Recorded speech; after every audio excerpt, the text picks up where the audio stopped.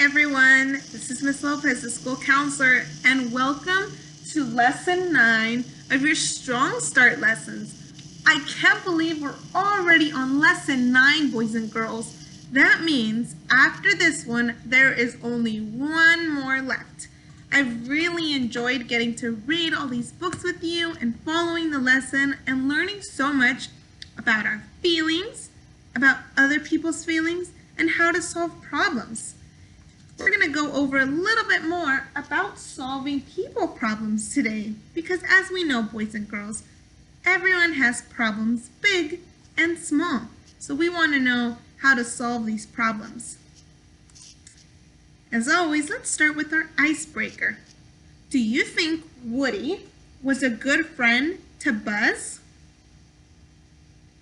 If you haven't seen the movie, that's okay.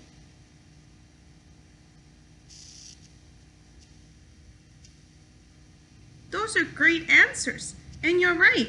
At first, Woody and Buzz didn't really get along because they both wanted to be Andy's favorite toy. But later on, they knew that Andy would love to play with both of them, and that doesn't mean they couldn't both be his favorite toys. And now, they're good friends with each other. You can also be a good friend to someone that you're normally not a good friend to, boys and girls. Okay, we have our friend Ronnie the Rhino ready for us today to teach us more about our lesson. First, before we get into our reading, we're always going to go over our special rules, and then we're going to do another practice of calming our bodies and focusing our energy. Ronnie says we're going to be a good listener, we're going to keep a calm body, and we're going to be a friend, which we learned about last week. So now we know how to be good listeners, we definitely need to know how to keep a calm body, and we know how to be a friend. Okay, I really like this activity, so we're going to go ahead and do it this week too. Let's begin. We're going to get our bodies ready. We're going to sit back or stand, however we feel comfortable, and we're going to close our eyes, pretend we have our dandelion in our hand. We're going to take a deep breath in, and we're going to blow out the seeds, taking a deep breath out. Imagine all your seeds going everywhere, making more dandelions. Grab your dandelion. Take a deep breath in and out. One more time, boys and girls. Deep breath in. Make this a big, big breath. Big. Blow out all the seeds. Awesome breathing, boys and girls. Remember, that helps us keep our calm bodies so that we can stay focused for the day. Now let's get to our reading. Today, we're going to read Peter's Chair by Ezra Jack Keats. Oh, I love that name, Ezra. Let's see what our book reading is about. Peter's Chair. Oh, lots of beginning pages. Peter stretched as high as he could. There, his tall building was finished. Crash! Down it came. Shh, called his mother. You'll have to play more quietly. Remember, we have a new baby in the house.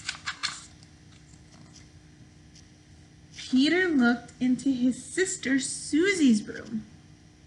His mother was fussing around the cradle. That's my cradle, he thought, and they painted it pink. Hi, Peter, said his father. Would you like to help paint Sister's high chair? It's my high chair, whispered Peter.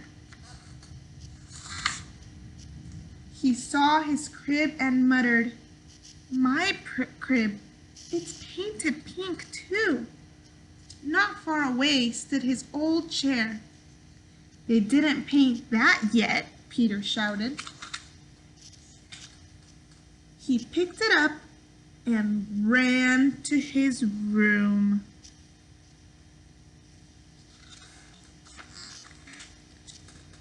Let's run away, Willie, he said.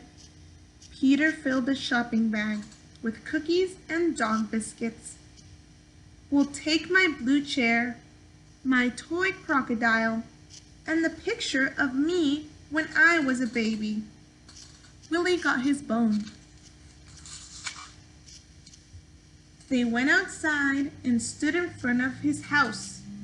This is a good place, said Peter. He arranged his things very nicely and decided to sit in his chair for a while.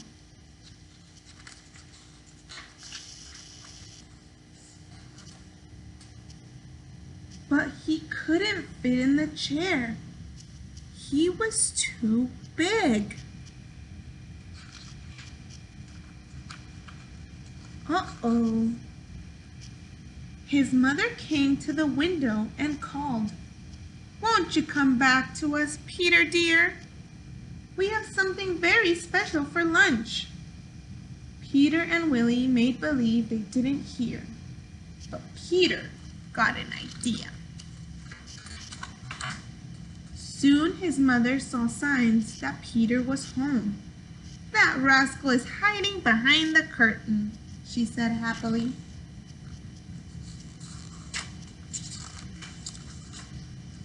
She moved the curtain away, but he wasn't there. "Here I am," shouted Peter. Peter sat in a grown-up chair. His father sat next to him. "Daddy," said Peter, "let's paint the little chair pink for Susie." And they did.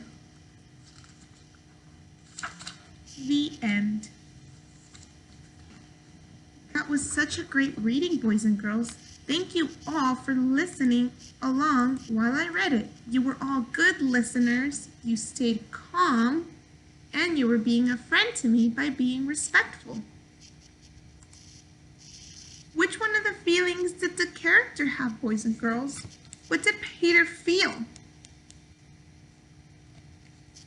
Yeah, he was a little jealous that his sister Susie was getting all of his things because she was the new baby. They had painted it pink. Was that a good feeling or a not so good feeling? Yeah, being jealous is a not so good feeling. What was the problem? Yeah, they were painting all of his things pink. And what happened when he was faced with a problem? He took his chair and he decided that he was gonna run away.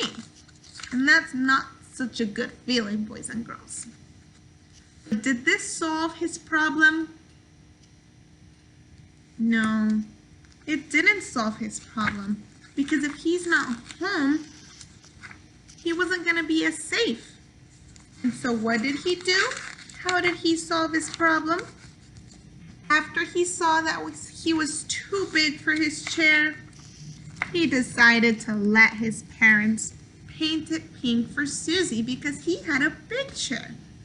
He calmed himself and went back home and realized that his sister needed a chair too.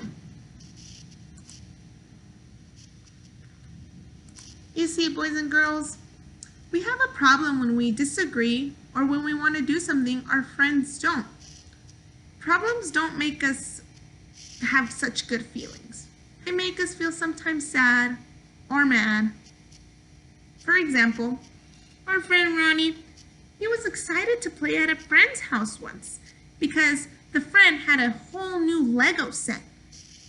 But when he got to his friend's house, his friend wanted to paint and Ronnie wanted to build Legos. Ronnie had a problem and he didn't feel so good on the inside. Have you ever had a problem like this, boys and girls? When you and your friend wanted to do something different and you were arguing about what to do?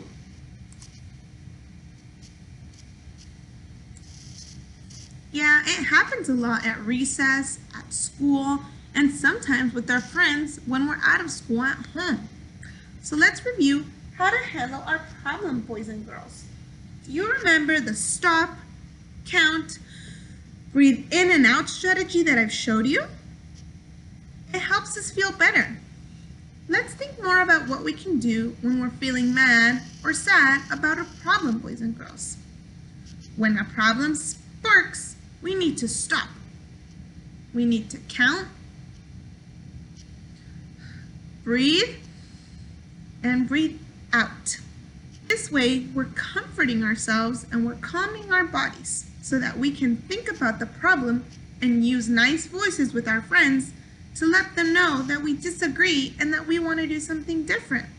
We can put our heads together and think of a solution to our problem. Do you remember the ABCs of positive thinking, boys and girls? When there's a problem, and when we're stuck in a not so good feeling, we have to comfort ourselves by telling us that we're going to be a lot better in a while after we calm our bodies. So there's a problem, and we're stuck in a not so good feeling. We stop, count, breathe, and comfort ourselves. And then we can think of a way to solve our problem.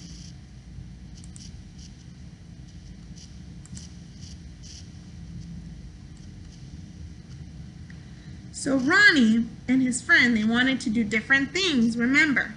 But they calmed down, they stopped, and they thought of ways that they could solve their problem. They could either paint first, do the Legos later, or do the Legos first and paint later, or they can pick a whole nother activity for them to do that they both like. Also, they could choose to just play together another day or during lunch or recess and do the things that they both want to do. They solved their problem after they calmed down and they used their nice words with their friends. So thank you for the reading today and for being a good listener and following our lesson. Today we learned about solving our problems with others. Everyone has problems sometimes, boys and girls, and they make us have not so good feelings. But now we know how to solve our problems and how to comfort ourselves. We stop, we count, and we breathe, and we brainstorm how to solve our problems. And we use the ABCs of positive thinking to look for all those ways that we can solve those problems, boys and girls. So, I'll see you at our final lesson next week. I'm so excited, and I'm so proud of all of you so far for everything you have learned. Bye.